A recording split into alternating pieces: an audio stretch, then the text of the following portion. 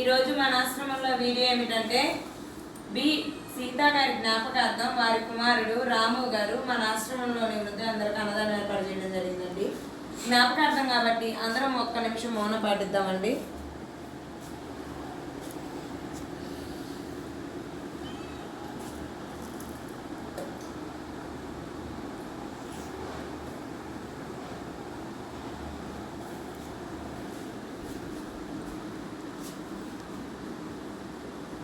అన్నదానం ఏర్పాటు చేసిన రాము గారికి కృతజ్ఞతలు తెలియజేస్తూ క్లాప్స్ కొట్టండి.